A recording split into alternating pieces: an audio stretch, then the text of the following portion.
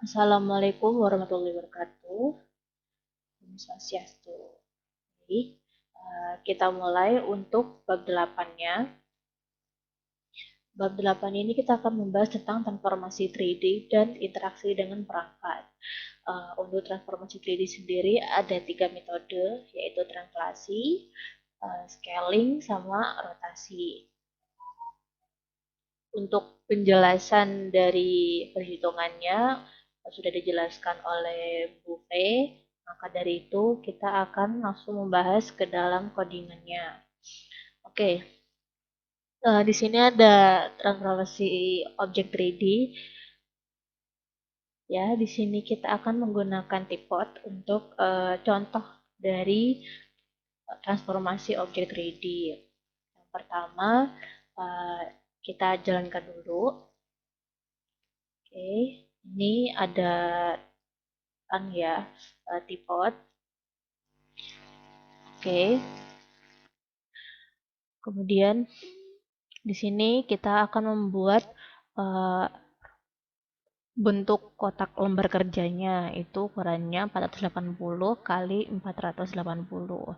Kemudian di sini kita akan membuat sudut atau ukuran dari tripod itu sendiri. Dengan ukuran sudutnya 0, ini sudut ini digunakan untuk rotasi nanti ya.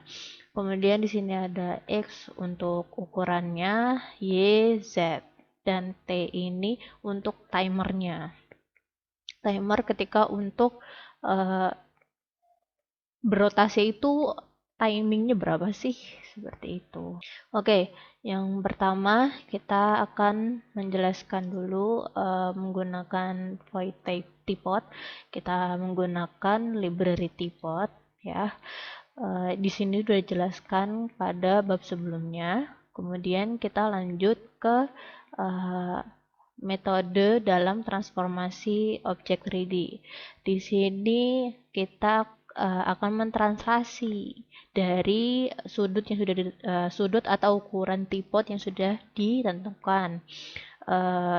Di sini cuman ada GL translate atau translasi sama GL rotate. Di sini untuk rotasi. Untuk scalingnya kita di sini menggunakan keyboard. Oke, untuk lebih jelasnya, tetapi ada fungsi GL sendiri untuk scaling. Nah, itu dijadikan tugas untuk kalian untuk menemukan scaling menggunakan library dari Glut. Seperti itu. Oke, sudah ditentukan untuk translasinya. Translasi itu kok perpindahan ya. Perpindahan dari posisi yang pertama menuju yang ke B. Seperti itu. Ada yang posisi kedua. Kemudian rotasi ya jelas perputaran seperti itu. Makanya kenapa untuk rotasi menggunakan sudut. Oke. Kita lanjut untuk ke init. Ini jelas untuk menentukan lembar kerja W didapat dari atas ya yang sudah kita inisialisasi variabelnya. Oke, lanjut ke keyboard. Nah, di sini kita akan langsung menuju ke keyboard, langsung contohnya biar supaya kalian paham. Nanti untuk detailnya kita akan lanjut untuk ke materi kedua. Di sini ada My Keyboard. Kenapa My Keyboard? Karena keyboard ini bukan menggunakan keyboard yang sudah ditentukan dalam device. Yang sudah ditentukan dalam device itu seperti apa? Seperti F1, F2, Enter, Backspace, segala macam. Ya, yang sudah belum ditentukan, yang ingin kita modifikasi sendiri menggunakan My Keyboard. Maka digunakannya unsigned. Seperti itu karena kita ingin memodifikasi, kita ingin menentukan sendiri. Oh, kalau di sini untuk X itu untuk apa itu. Misalnya kita menggunakan G itu juga bisa seperti itu. Untuk My Special Keyboard itu untuk menggunakan keyboard yang sudah ditentukan oleh suatu device. Ya, yang seperti yang key up ini untuk panah ke atas, yang key down untuk panah ke bawah. Masih banyak lagi untuk detailnya nanti kita bahas di materi kedua. Void update. void update ini digunakan untuk rotasi ya. Jadi menentukan seberapa cepat rotasi yang akan dilakukan. Misalnya di sini 50 nih. Kalau rotasinya 50 tuh seperti ini. Kalau semisal rotasinya aku ganti jadi 1000, jadi 100 deh. Dia jadi nge-lag gitu, agak-agak nge-lag gitu. Kalau dibuat 1000, wih, lebih nge-lag lagi.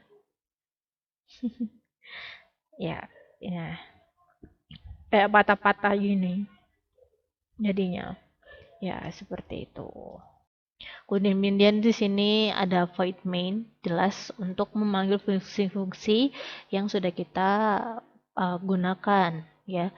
Ada display, ada keyboard, special keyboard, timer, segala macam.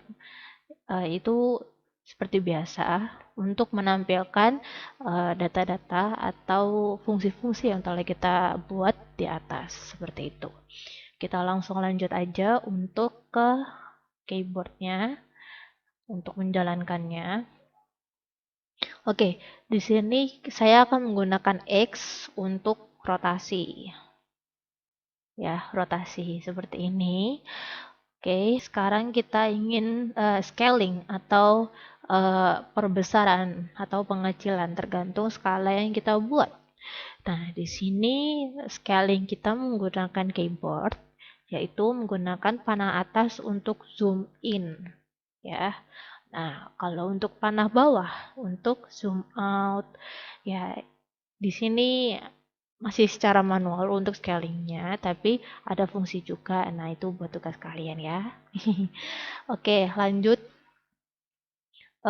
Untuk detailnya, untuk detail keyboardnya itu ini if K sama dengan X kecil atau X besar. Jadi kalau caps lock kalian kepencet itu nggak akan ngaruh karena akan memilih salah satu dari kondisi yang ada di sini seperti itu.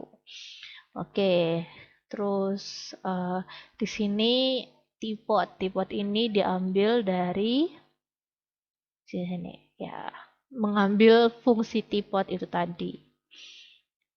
Ya, seperti itu aja sih untuk detailnya. Untuk detail transformasi objek. Pokoknya kalau translasi itu untuk perpindahan, kalau rotasi perputaran, scaling itu untuk skala atau perbesaran, pengecilan, seperti itu. Oke. Kemudian kita lanjut ke keyboard. Di sini interaksi dengan perangkat kita ada 3 jenis. Yang pertama, keyboard menggunakan general button. Itu seperti yang tadi, yang unsigned itu tadi, kondisi di mana kita ingin menentukan suatu keyboard dalam satu kondisi tertentu. Ya, jadi terserah kita memodifikasi menggunakan apa, kita bisa untuk menentukan suatu kondisi. Jadi, di sini kita akan membahas yang general button dulu. Oke, kita langsung bahas untuk detail dari dari general button. Di sini jelas seperti yang jelaskan, ini nama fungsi terserah kalian mau panggil pakaian apa. Nah, yang penting ada unsigned ya, seperti itu. Kemudian ketika di mainnya menggunakan include keyboard function. Seperti itu, include keyboard function, dan panggil nama fungsi keyboard kalian telah kalian pakai. Seperti itu. Kemudian untuk special key ini menggunakan keyboard yang sudah disediakan oleh device, misalnya untuk panah atas, panah bawah, enter dan sebagainya. Ini belum semuanya. Ini di sini belum ada backspace segala macam. Bisa googling ya. Jadi memang banyak sekali untuk fungsi-fungsi keyboard yang bisa kita gunakan untuk dalam Visual Studio, terutama untuk menggunakan transformasi seperti itu. Ini hanya sebagian saja. kita lanjut untuk detail dari special keyboard, yang dimana sama dengan kondisi sebelumnya. Di special keyboard ini menggunakan percabangan ya. Kenapa menggunakan percabangan? Karena kita pengen ketika sekali ditekan jadi tekan sekali aja, nggak perlu berulangan seperti itu. Dan ketika di main menggunakan GLUT special function. Tadi kan GLUT key function, kalau di sini menggunakan special.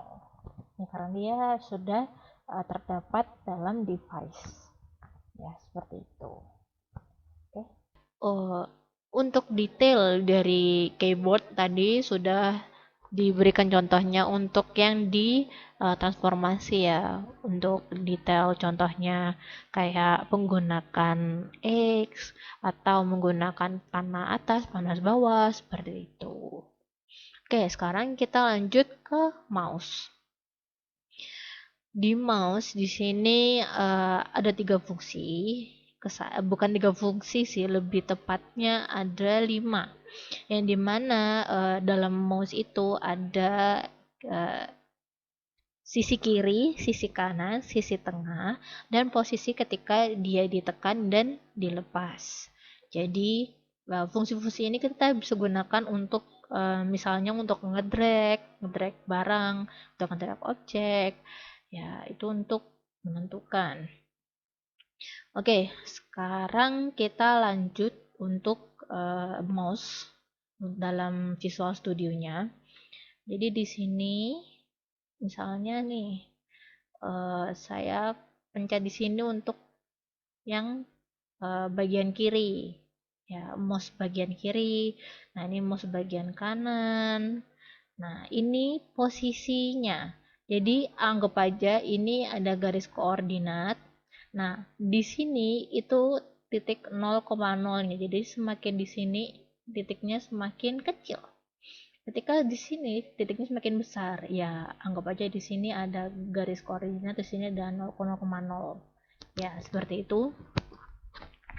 Kemudian ketika di sini ditekan dan dilepas, nah itu dia kelihatan dia menggunakan fungsi glut up dan glut down.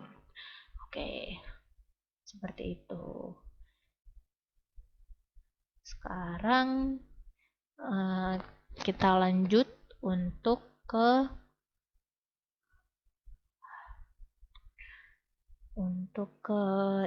drag. Ya, drag ini berguna ketika kalian ingin misalnya membuat suatu objek yang bisa di drag, atau misalnya membuat game segala macem. Ini satu contoh. Oke, kita lanjut untuk penjelasan dari mouse. Jadi di sini kita akan menggunakan triangles, yang dimana tadi objek kita kan segitiga. Nah, kemudian bagaimana bisa merotasi? Nah, di sini ada display untuk rotate dan timer. Timer di sini digunakan untuk perputarannya ya, berapa kencang perputarannya itu sudah dijelaskan sebelumnya. Kemudian di sini untuk mouse kita di sini terserah ya, kalian mau panggil dengan nama apapun bisa, yang penting di sininya. Kalau misalnya kalian pengen buat sendiri dengan kondisi bukan my special keyboard ya, itu menggunakan unsigned. Tapi kalau sudah menggunakan posisi yang sudah ditentukan oleh device, itu nggak perlu. Oke, di sini ada glut left button. Ini button kiri untuk di mouse. Jika button kiri ditekan, maka akan muncul tulisan ini beserta kondisi posisinya, posisi di mana kita menekan. Ya, kemudian middle untuk tengah, dan selain itu untuk kanan. Oke, untuk glut down itu ditekan. Ya, ini library yang sudah diberikan oleh glut.h. Oke, jika glutnya bukan itu, berarti pakai glut up ya. Glut up itu tombol dilepas. Seperti itu. itu. Udah lanjut untuk display, timer, untuk main sama. Cuman beda di situ aja sih untuk di sini untuk menggunakan mouse. Seperti itu. Sekarang kita lanjut untuk fungsi drag. Drag itu apa sih? Fungsi untuk mengambil suatu objek untuk memindahkan ya kesannya.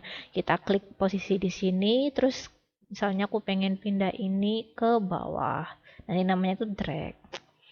Nah, oke, kita langsung lanjut aja ke codingannya. Nah, di mana posisi awal di sini? Ya, misalnya di sini. Nah, kenapa di sini ditekan? Nah, ketika aku menekan terus, dia akan berpindah. Nah, ya sudah deh.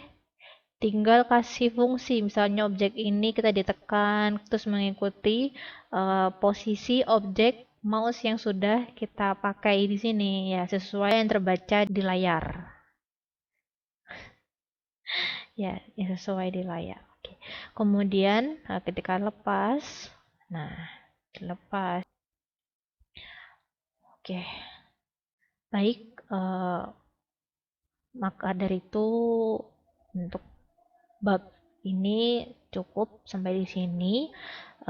Untuk tugas rumahnya kita membuat transformasi objek menggunakan translasi, rotasi, dan scaling. Kan tadi di atas codingannya kan cuman menggunakan fungsi GL translate sama GL rotate. Scalingnya masih menggunakan keyboard. Nah, di sini tugas kalian adalah membuat objek 3D dengan 3 metode translasi, rotasi, dan scaling itu menggunakan library GL. Ya, jadi ada kok di Google untuk library GL buat scaling. Ya, dan jangan menggunakan objek typod. Ya, bisa menggunakan objek yang lain yang sudah dijelaskan di bab sebelumnya. Seperti itu. Oke, terima kasih untuk waktunya. Maaf apabila ada salah dalam perbuatan. Wassalamualaikum warahmatullahi wabarakatuh.